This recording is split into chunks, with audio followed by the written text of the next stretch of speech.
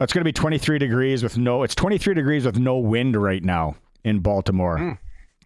Nice. So this evening, not that bad. Arash, you were listening. Where should a guy go? Let's start with the NFL game first. Where should I go? NFL, should I play the over-under, or should I take Cincy to cover? I like over rushing yards for both teams in this game. I'm going down the prop bet route this game. Look, I just think the Bengals have been a mess with T. Higgins in, T. Higgins out. Their offense has never really gotten going. And now suddenly Chase Brown, the Canadian kid from down the road in Kitchener, Ontario, he's been carrying the rock really well.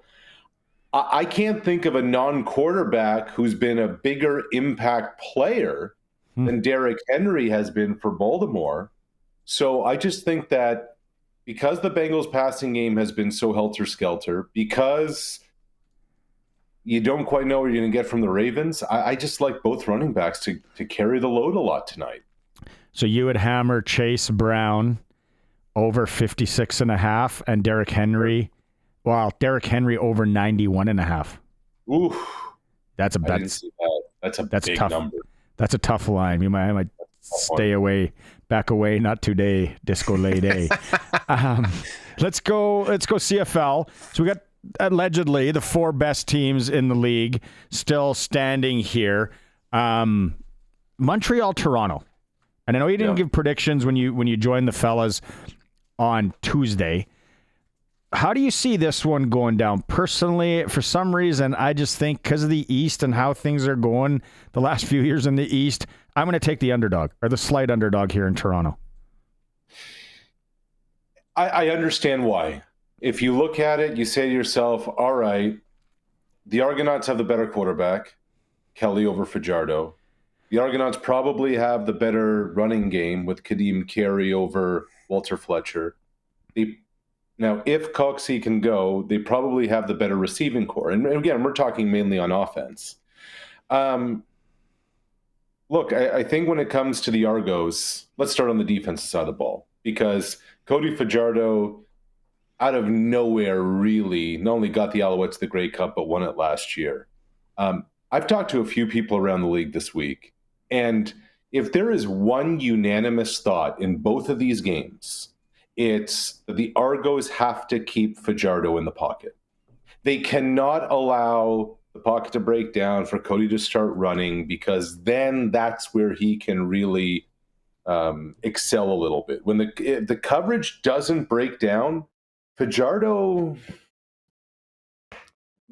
I'm sorry, he's just not a weapon. So Montreal's not a team that's built to have long, sustained drives. So that from an Argo defensive perspective is it. The other, I think, guys, and it's really interesting, how do you manage Chad Kelly emotionally? Like, remember all the turnovers last year, the pick 6 in the East Final right away to Marc-Antoine Dequoy. The sense, not that I got, but like how they may want to approach this is a little walk before you run. Don't have him come out immediately, start slinging it. Try and get him into some kind of rhythm. Try and get him a little more confidence before they start stretching the field and going about it that way, which actually works because they've had a ton of success running the football with Kadeem Carey. And when you think about that Alouette defense, Noel Thorpe, their defensive coordinator, there are voided areas when there's secondary pressure, and Noel likes to bring the heat. So I just think that with all the exotic looks that Montreal likes to bring, I think there are going to be openings and opportunities for Chad Kelly there. Just a matter of whether or not they can execute them. So if Fajardo can get Montreal to the championship game again, would that be enough for you to give him a little bit more credibility as a pocket passer if he doesn't do it with his legs? Like, what's it going to take for you to anoint him as a legitimate pocket passer? Yeah, I guess he's just got to do it. Like, even last year, when you think about it, what was a second and a cab ride on that game-winning drive? It was Fajardo running for it, and then that set up the deep pass to Cole Speaker. Look, and it's not just me. That's the thing about this is that, like, you just talk to different coaches, you talk to people around the league, and that's what they say about Cody. Like, I think part of what makes Chad Kelly a weapon is because he's mobile, because he can be a runner, he won't likely see the windows for the explosives like he did against Ottawa, against Montreal. So I think the way Kelly's going to run the football is going to matter here. If Fajardo does it, if he's sticks in there and is able to deliver from the pocket and get them to the Grey Cup, then I think that it's another major kind of statement that he's making in his career. Let's shift west here. What do you think the coaching staff in Saskatchewan is game planning? What are they going through this week? Corey Mason, his crew, to kind of slow down and inevitably to beat Winnipeg. So let's start on the Mace slowdown front. Look, to beat Winnipeg, it's about stopping Brady Oliveira in the run in the pass game with your box players. Box players being your defensive linemen and linebackers. So can the front seven take care of Oliveira, whether he's carrying the football or catching it out of the backfield? Because if they overcommit, if the Riders overcommit secondary players, then Collaros is going to find Kenny Lawler. He's going to find Nick Dembski. So that to me is a big part of this. If and I know this sounds like 1990s football, but if Sask stops the run, huge advantage for the Riders. The Riders on the flip side, like we talked about this last week, Barney, remember we talked about how important AJ Ouellette is going to have to be? He's going to have to be the same this week because Winnipeg shows a lot of three-man fronts. And the reason they do that is because the Bombers have had a lot of success dropping 9 guys and taking away quick access throws, and that's what Trevor Harris likes to do. So what Winnipeg does when they drop guys back is, the football language is, they buzz their linebackers for intermediate routes, and they're able to get pressure with 3. So if the Sask offensive line holds up, if the Sask running game takes care of things and they're not in second and long, I think that's going to be a big time advantage for Harris and the Riders. So they rushed 3.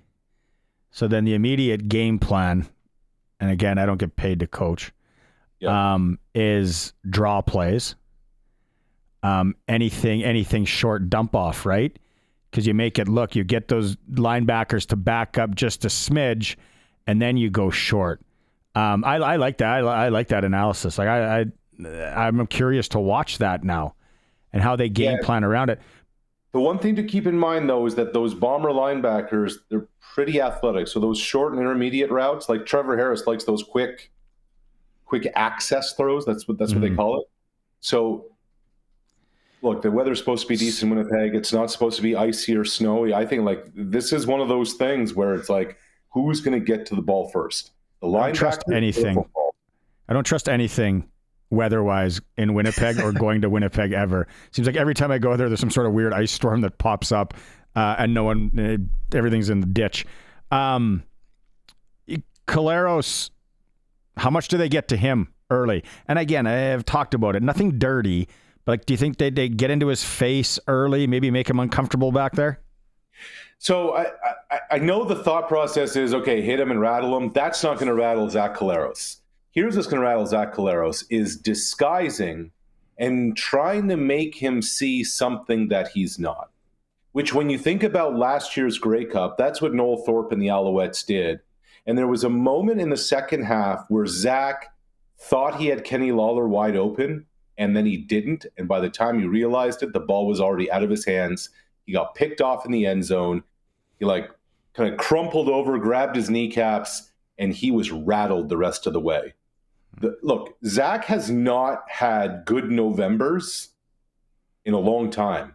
Like, you think about 2021 when they won the Grey Cup. He didn't really necessarily have a good championship game. He's been poor in West Finals the last couple of years, bad in Grey Cups the last 2 years. The way you can do that is more with your linebackers and defensive backs breaking things up and really kind of showing looks that aren't necessarily going to be there when the ball's in the air. And if there's somebody who knows how to do it, it's Corey Mace, because they did it in 2022 in the Grey Cup when he was the defensive coordinator of the Argos. Calgary going to get the Grey Cup in 2026? All signs are pointing to that. Yeah, they're going to do some announcement. I think it's tomorrow. Here's the thing, guys. If you go back in time, Randy Ambrosie's first year as commissioner, his first Grey Cup in 2017, he talked about Calgary getting a new stadium as a priority. And then it just kind of all went quiet at McMahon Stadium, and that place has just rotted for 9 years, and now they're going to get another Grey Cup there. I get it. You have to move it around, but we're at the point now where subpar facilities are getting championship games. And I think the way you can put the pressure on a city, a province, a county, all that kind of stuff is by not putting a Grey Cup there. But they're going to go there in 2026. Yeah, you're not putting they're not going to put the World Juniors in Verdun, right? Like, just because you got to put it in a facility that can host it. And everybody, even the people from Calgary, I've never been to a football game at McMahon Stadium, but people from Calgary that we've had on the show call it a hole. So yeah, I don't know, it's a fun city to probably hang out in and all that, but Arash, any news on the Edmonton front office situation? Are they any closer to a resolution there? I keep being told that interviews are underway for the GM job. Remember, Geroy Simon's the interim GM of the Elks. I'm told that their new president, Chris Morris, and their alternate governor, the former president, Rick Lalashur, they're the ones kind of who are doing the interviews. I'm trying to get some names of some people. I mean, it wouldn't surprise me if Ryan Rigmaiden, who used to be the assistant GM of the BC Lions, is in the mix. I'd expect that Ted Gavaya, the assistant GM, the Blue Bombers, is in the mix. I'd expect that Geroy Simon's in the mix. So those are among, like, and Ed Hervey, of course, Ed Hervey. I would think they're going to interview 5-6 people, and then maybe in the next week or two, narrow that down to 2 or 3 for final interviews. And I would suspect that, a few days around Grey Cup, they're going to come to some kind of decision there. Is there a timeline? Like, yeah. Is it urgent? Yeah. Is it urgent? Yeah. Yes and no. It's urgent because you have a new owner. It's urgent because the team's been in turmoil for a while. It's urgent because there's a lot of work to do. But it's not that urgent because at the same time, other than cleaning out what you have in-house and kind of, coaching staff, direction, all that kind of stuff, it's not like from a player standpoint, you can make too many moves until the new year. But whoever the GM is, the big thing they got to do is hire a head coach. And I think Jarius Jackson's going to get an interview, but I think they're going to do, a wide casting net of who they may want. So I wouldn't say urgent, but they're definitely on the clock. Put it that way. Let's get down to brass tacks here. What a lot of people are waiting to hear. What was your favorite Degrassi episode? 35 years of Degrassi Junior High. Let's go. Let's hear it. Yeah, so I was thinking about that today, and I couldn't remember the actual episode, but I do remember that one of the characters was throwing hockey cards up at the window to try and get someone's attention. Then he got to a Gretzky, and he's like, yeah, I'm not throwing Gretzky. So that was fun. Chris Woodward, who once upon a time was a Blue Jays infielder, he once had a cameo on Degrassi. And then he ended up being the Dodgers third base coach and the Texas Rangers manager up until a couple years ago. I interviewed Woodward, and I said, what was the coolest part? He said, I was on set with Drake, and like everyone just called him Aubrey, in those days. So I remember that too when Woodward made his cameo on Degrassi. So many lessons, so many life lessons we learned from Degrassi. A lot of fun. All right. Well, it's where are you? So where are you this weekend? Are you just at home? Or are you traveling around anywhere? I'm at home, and then I'll head to Vancouver on Monday. I was gonna come up there for the West Final if you guys were hosting, but suddenly a windstorm in Montreal changed all those plans. Weird. Truman Show style. Yeah. Oh, there's the clip. Curtis, quick on the ball. Isn't it? Yeah, I know. It's insane. Weird. I don't like, you can't even do that in a video game. No. You know what's wild too, guys? It's been so nice here. It's been like 20, 21 degrees like since that day. For 5 minutes, you know. Yeah. Look at this. Okay. Yeah. Salt in the wound. Now, you know what, though? We're going to go to Winnipeg and we're going to win the West Final. So, okay. Arash, we'll catch up. Monday's a holiday, so we'll catch up next week at some point. Watch some Degrassi over the next week. Nostalgia. I don't think I'll do that. I think I'll watch football. See you, boys.